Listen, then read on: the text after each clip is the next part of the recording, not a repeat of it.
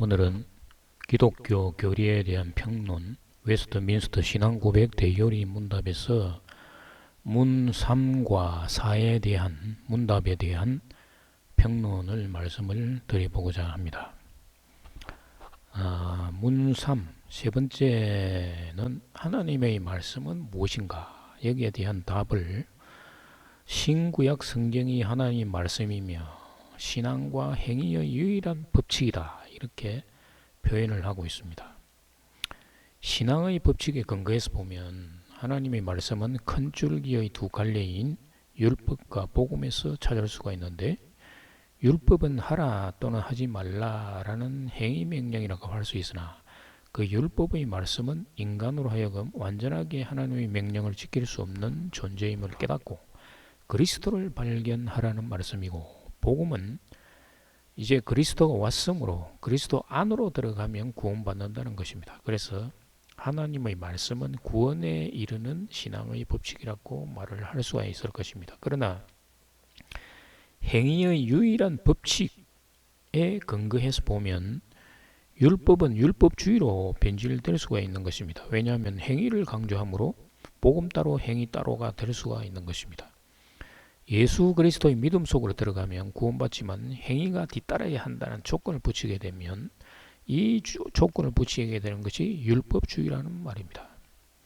야고보서 2장 14절에서 17절을 보면 내 형제들아, 만일 사람이 믿음이 있노라 하고 행함이 없으면 무슨 유익이 있으리요?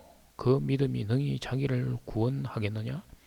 만일 형제나 자매가 헐벗고 일용할 양식이 없는데 너희 중에 누구든지 그에게 이르되 평안히 가라, 듣게 하라, 배부르게 하라 하며 그 몸에 쓸 것을 주지 아니하면 무슨 유익이 있으리요? 이와 같이 행함이 없는 믿음은 그 자체가 죽은 것이라.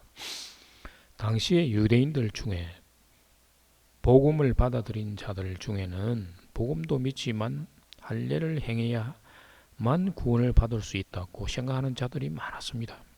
이 문제로 인해서 예루살렘 교회에서 최초로 공회가 열렸는데, 할례는 예수 그리스도에 대한 언약이므로 이제 예수님이 세상에 오셔서 십자가에서 죽고 부활하셨으므로 할례의 언약이 성취되었으므로 할례가 불필요하게 되었다고 선언한 것입니다.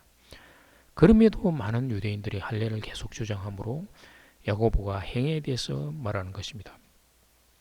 야고보가 말하는 행함은 할례를 포기하는 행위와 영적 양식인 부활 생명을 전해주는 행위를 의미하는 것입니다. 따라서 하나님 말씀을 행위의 유일한 법칙이라고 하면 그 행위는 율법에서 정하는 것을 지켜 행하는 것을 의미하므로 신구약에서 말하는 하나님의 말씀의 의미와는 차이가 있는 것입니다. 하나님의 말씀은 율법을 완전하게 지켜 행할 것을 의미하는 것이 아니라 율법주의를 포기하고 부활 생명으로 나가는 것을 의미하는 것입니다.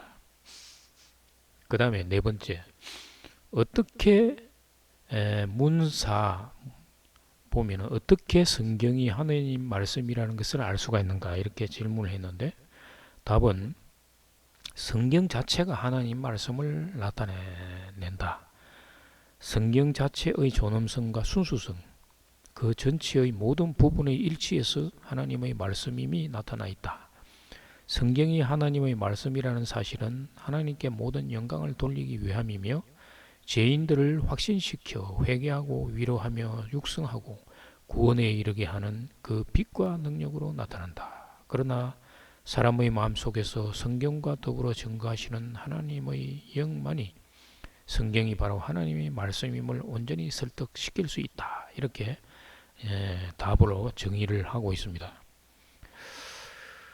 성경은 구약 성경과 신약 성경으로 나누어지며 구약 성경은 히브리어, 신약 성경은 헬라어로 작성이 되었는데, 성경은 하나님이 택한 사람을 통해서 성령의 능력으로 작성하여 인간들에게 말씀하시는 책이며 하나님께 대한 죄와 구원, 메시아에 대한 예언과 메시아의 출현과 영생에 관한 책이라고 말을 할 수가 있는 것입니다. 교리에 의하면 사람의 마음속에서 성경과 더불어 증거하시는 하나님의 영만이 성경이 바로 하나님의 말씀임을 온전히 설득시킬 수 있다라고 말하고 있는데, 이 증거하시는 분은 하나님의 영만이 있는 것이 아니고 셋이라는 것입니다. 요한일서 5장 6절에서 8절을 보면 이는 물과 피로 임하신 이시니 곧 예수 그리스도시라. 물로만 아니요 물과 피로 임하셨고 정언하는 이는 성령이시니 성령은 진리니라. 정언하는 이가 셋이니 성령과 물과 피라. 또한 이 셋은 합하여 하나니라. 정언하는 분은 아버지와 예수 그리스도 그리고 성령으로 정언을 한다. 한 분으로 정언을 한다. 이렇게 강조를 하고 있습니다. 성부 하나님이신 아버지는 모든 고난을 그리스도에게 다 위임하셨습니다. 성부 하나님이 아들 예수에게 성령을 보내십니다. 그리고 정언하시는 분은 예수 그리스도인 것입니다. 그래서 한 분이라는 말은 바로 예수 그리스도를 의미하는 것입니다.